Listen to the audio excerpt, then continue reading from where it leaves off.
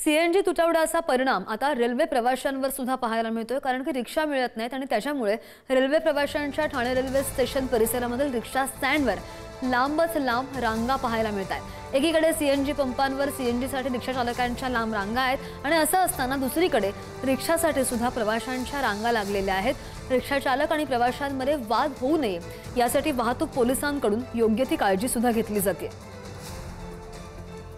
CNG तुटवड्याचा परिणाम आता रिक्षा चालकांसह प्रवाशांना देखील पडताना आपल्याला पाहायला मिळतो। मी सध्या आहे ठाणे रेल्वे स्थानक परिसरामध्ये। इथे जर आपण पाहिलं तर सीएनजी मिळत नसल्यामुळे काही प्रमाणात रिक्षा ज्या आहेत ते रस्त्यावरती धावत आहेत, मात्र प्रवाशांची गर्दी जी आहे ती आता या ठिकाणी वाढलेली पाहायला मिळते। सकाळपासूनच चाकरमानी जे आहेत ते आठवड्याचा पहिला वार असल्यामुळे कामासाठी निघालेले आहेत, मात्र ज्या स्थळी त्यांना जायचंय त्या ठिकाणी जाण्यासाठी त्यांना रिक्षाच उपलब्ध नसल्यामुळे मोठी लाईन जी आहे ती या संपूर्ण स्टेशन परिसरामध्ये असलेली पाहायला मिळते। ठाण्यातले जे काही सीएनजी पंप आहेत ते पूर्णपणे बंद आहेत। काही ठिकाणी तुरळक प्रमाणे सीएनजी उपलब्ध आहे, मात्र ते सीएनजी मिळवण्यासाठी देखील रिक्षा चालकांच्या ज्या आहेत ते 3 ते 4 किलोमीटरच्या रांगा ज्या आहेत ते सीएनजी पंपाबाहेर लागलेल्या आपल्याला पाहायला मिळत आहेत। अर्धा तास झाला सर, अर्धा तास पासून किती परिणाम झाला सर? खूप आता तिथे जायचं उशीर झाला साहेब। मला झाली असतील 10 मिनिटं, आलं का लक्षात? तर मला म्हणायचं आहे रिक्षा येत आहेत पण तिथे रिकाम्या उभ्या आहेत, त्यांनी यावं ना। एवढी गर्दी आहे तर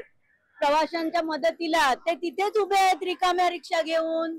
त्यांनी विचार करायला पाहिजे ना, रिक्षा चालक मालक संघटनांनी विचार करायला पाहिजे। सीएनजी साठी या रिक्षांना कधीपर्यंत वाट पाहावी लागते हे पाहणं महत्वाचं असणार आहे। कॅमेरामन संदीप सह निकेश शार्दूल, न्यूज ठाणे।